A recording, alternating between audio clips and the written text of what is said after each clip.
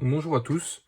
Aujourd'hui, on se retrouve pour un chapitre de physique-chimie, plus précisément de physique, du programme de seconde qui va parler du principe d'inertie.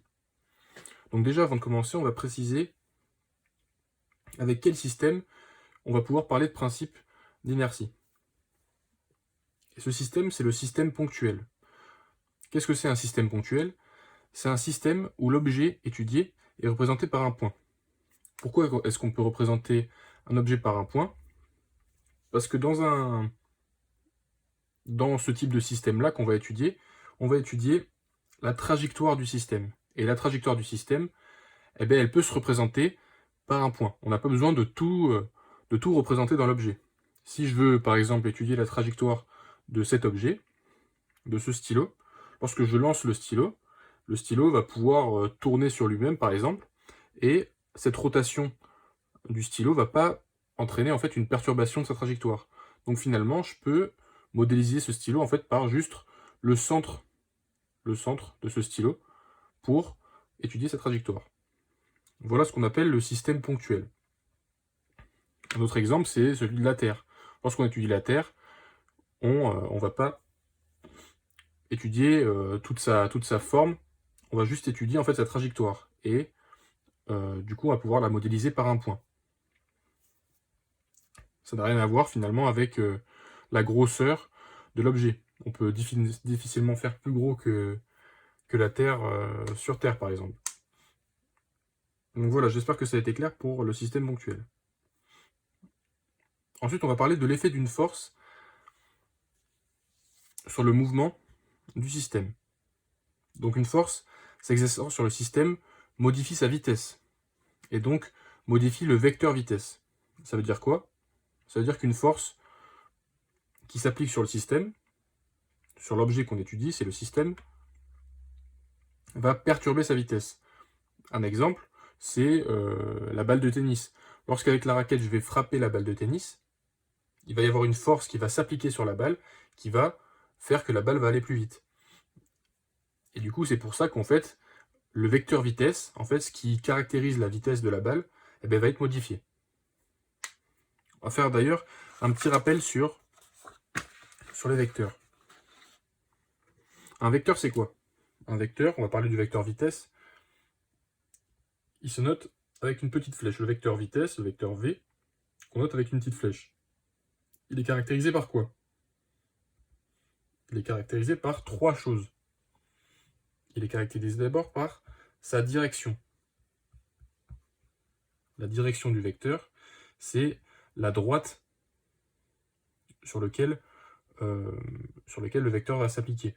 Si la balle de tennis va dans une direction, c'est que la balle, elle se propage dans cette direction-là. D'accord? Et du coup, le vecteur sera dans cette direction. D'accord? Un vecteur, il peut se modéliser par exemple comme ceci.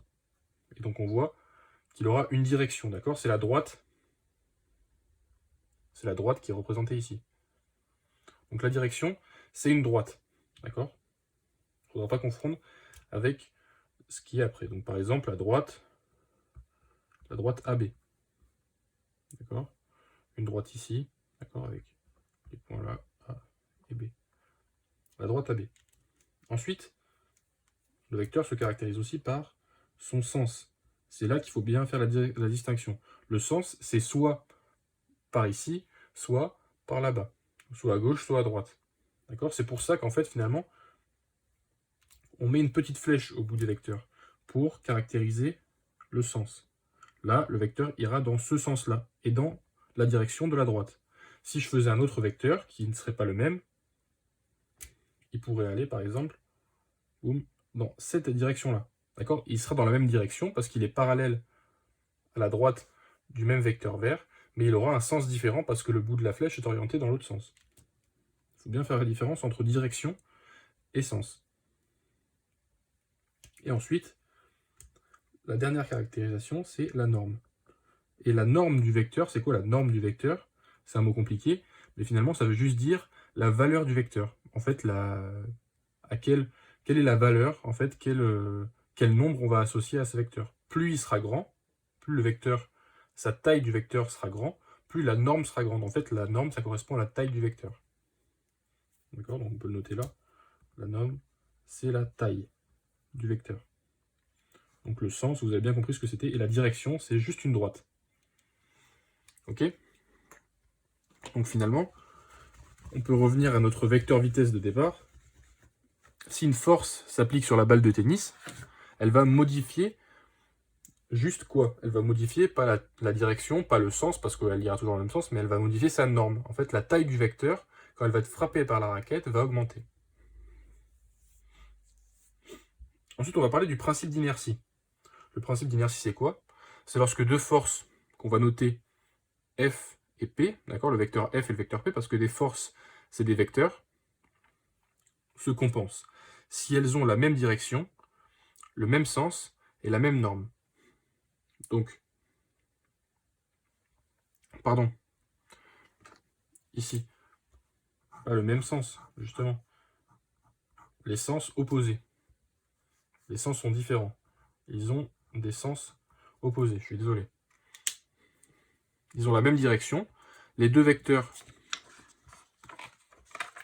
ont la même direction. Je vais vous faire un petit exemple très simple. C'est celui d'une pièce qu'on va mettre sur une table. D'accord? Si on modélise la table comme ceci, et la pièce par un petit rectangle comme ceci, il va y avoir deux vecteurs qui vont s'appliquer sur ce schéma. D'accord? Il va d'abord y avoir le poids qui s'applique au centre de la pièce. D'accord? On voit toujours qu'on peut modéliser en fait la pièce par un point, finalement, c'est le centre de la pièce. On appelle ça le barycentre. D'accord? Donc le vecteur P, d'accord, sa direction, ça sera ça. D'accord? La droite qui passe ici, là. Le sens, ben, ça sera vers le bas. Et la norme, ben, ce sera cette taille-là. C'est le vecteur P, le poids. Et vous avez sûrement vu le deuxième vecteur qu'il faut placer ici, c'est le vecteur de résistance. D'accord? C'est la réaction. C'est la réaction de la table. D'accord? C'est un vecteur qui va dans l'autre sens, cette fois. On va noter F. On peut le noter R aussi. D'accord? C'est la réaction du support. Et donc, on voit que finalement, ils ont la même direction. C'est sur la même droite. Ils ont la même taille. Ici et ici, c'est la même taille. Mais ils sont de sens opposé. Et lorsqu'il se passe ça, et bien finalement, les forces se compensent. Et ça traduit quoi? Ça traduit que la pièce, ici, elle est immobile. D'accord? Elle a un vecteur, son vecteur vitesse, il est nul. Et on le note comme ça, vecteur nul. D'accord? La pièce ne se déplace pas. Elle n'a pas de vitesse. D'accord? Donc, le principe d'inertie, finalement, qu'est-ce que c'est? C'est lorsque deux forces, les forces F et P en l'occurrence, se compensent, alors le vecteur vitesse ne varie pas. Donc il y a deux solutions. Soit le vecteur vitesse est nul, comme on a vu avec l'exemple de la pièce, soit le vecteur vitesse est constant. On dit que quoi? On dit que la vitesse, pardon, est rectiligne uniforme. D'accord? Rectiligne parce qu'elle va en ligne droite, et uniforme parce que la vitesse est constante. D'accord? On peut prendre l'exemple d'une boule de bowling, par exemple, qui se déplace sur la... je ne sais pas comment on appelle ça, mais se déplace sur la rampe, et la boule de bowling, elle est comme ceci. Pareil, on peut lui appliquer deux vecteurs, un au centre, ici le poids, et un qui s'applique au support et qui va vers le haut, de même taille, de même direction, mais de sens opposé. D'accord? Donc on a ici deux vecteurs, deux forces qui se compensent. D'accord? Le vecteur de réaction du support. Mais quand la boule est lancée, elle va avoir un vecteur vitesse qui ira dans cette direction. D'accord? Vu que la boule de bowling va dans cette direction. Et ce vecteur vitesse-là, eh bien, il va rester de même taille. Il va rester constant tout le long du mouvement. D'accord? C'est pour ça qu'on va dire que avec un principe d'inertie, soit le vecteur vitesse sera nul, comme le cas avec la pièce, soit le vecteur vitesse va être constant. La balle, en fait, va aller à une même vitesse tout le long parce qu'on a deux forces qui se compensent. Et le principe d'inertie s'applique. Donc, une petite subtilité qu'il y a, c'est que la réciproque de ce théorème, du principe d'inertie, est vraie. La réciproque, qu'est-ce que c'est? C'est lorsqu'on inverse les conditions. Là, ici, on rappelle le principe d'inertie. Lorsque les forces se compensent, c'est la condition, alors le vecteur vitesse ne varie pas. Et on a ça, le vecteur vitesse nul et ça. Et le vecteur vitesse constant. La réciproque, on inverse la condition et la conséquence. Donc la condition, ça va être si le vecteur de vitesse ne varie pas et qu'on a le vecteur vitesse nul et ou alors le vecteur vitesse constant, alors on a les forces qui se compensent. Et cette propriété-là est vraie. D'accord ? La réciproque du principe d'inertie est vraie. C'est lorsqu'on va inverser en fait la condition. Le principe d'inertie, c'est lorsque les forces se compensent, alors le vecteur vitesse ne varie pas.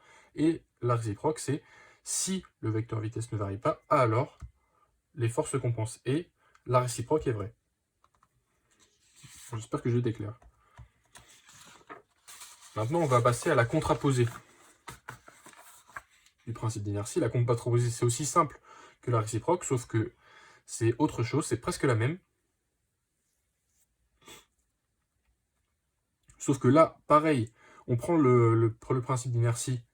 Donc d'accord, si, le principe d'inertie, je rappelle,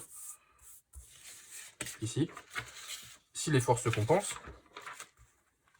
alors le vecteur vitesse ne varie pas. Et là, on va inverser la condition, et on va dire le contraire. D'accord? Donc, lorsque le vecteur vitesse varie, d'accord, alors les forces qui sont exercées sur le système ne se compensent pas. Donc on a pris la conséquence, on l'a mis en condition, on a dit le contraire. Donc lorsque le vecteur vitesse varie, alors on a la conséquence qui est le contraire. Les forces qui s'exercent sur le système ne se compensent pas. D'accord? J'espère que vous avez compris la contraposée. C'est juste, c'est pareil que la réciproque, on prend la conséquence du théorème et on la met en condition. D'accord? Et on en déduit la conséquence contraire. Ok? Essayez de relire les phrases et vous allez voir que vous allez comprendre. J'espère que j'ai été clair. Et ça traduit quoi en fait, cette contraposée? Ça veut dire quoi? C'est-à-dire que si le vecteur vitesse varie, d'accord, la vitesse évolue au cours du temps, d'accord, elle peut être plus petite, plus grande, alors les forces ne se compensent pas. D'accord? Donc on peut avoir deux forces qui n'ont pas la même direction, qui n'ont pas la même norme, la même taille, et ça va entraîner quoi? Ça va entraîner du coup un vecteur vitesse qui n'est pas nul, donc une vitesse qui varie, qui n'est pas constant, voilà, une vitesse qui varie. Donc on peut prendre l'exemple du ballon dans le sable. Le ballon dans le sable, qu'est-ce qu'il va faire? Il va faire ça. Donc là on a notre sable, hop, le ballon, il aura toujours son poids, la réaction du support du sable qui sera la même. D'accord? Donc là, on peut se dire peut-être qu'elles vont se compenser, ces forces, parce qu'elles ont la même direction, elles sont de sens opposé et elles ont la même norme. Sauf que là, en fait, le sable, il va entraîner quelque chose qui est particulier, c'est des frottements. Et les frottements, ils vont aller dans le sens opposé de la vitesse. D'accord? On va le noter F, les frottements. C'est les frottements du sable qui vont frotter sur le ballon, et du coup, qui vont faire que la vitesse, petit à petit, elle va diminuer. Et donc, finalement, on a ces trois forces-là qui ne se compensent pas. D'accord? Donc le vecteur vitesse, au début il sera grand, parce on va taper dans le ballon par exemple, et petit à petit, quand on va arriver par là, d'accord, le vecteur vitesse il va diminuer. Il sera là, il sera là. D'accord? Le vecteur vitesse, d'accord, il va diminuer au fur et à mesure que le ballon avance sur le sable. D'accord? C'est ça que traduit en fait la contraposée. J'espère que vous avez compris. On passe maintenant à la chute libre verticale. Qu'est-ce que c'est que la chute libre verticale? On dit qu'un système est en chute libre quand il n'est soumis qu'à son poids. D'accord? Aucune force autre que le poids ne s'applique sur le système. D'accord? Donc on modélise le système comme ceci. un ballon qui tombe. Juste, le poids est appliqué. D'accord? Il n'y aura pas de vitesse initiale. On ne va pas lancer le ballon. Juste, le ballon, on le lâche. Boum. Il tombe. Juste son poids. Et c'est tout. Donc il y a une petite subtilité quand même qu'il faut faire attention. C'est que, en toute rigueur, en fait, on ne peut pas dire qu'un corps est en chute libre, un objet est en chute libre dans l'air. Parce que dans l'air, il y a toujours un petit peu de frottement. D'accord? Donc finalement, il n'y a pas que la force du poids qui s'applique sur le système, il y a aussi des forces de frottement. Donc on peut parler de chute libre que dans le vide. Dans vos exercices, ce sera toujours supposé, quand on parlera de chute libre, qu'on se situe dans le vide. Le vide, c'est quoi? C'est quand, justement, il n'y a plus d'air. Et quand il n'y a plus d'air, il n'y a plus de frottement. Donc, la seule force qui s'applique sur le système, c'est son poids. D'accord? On dit aussi que...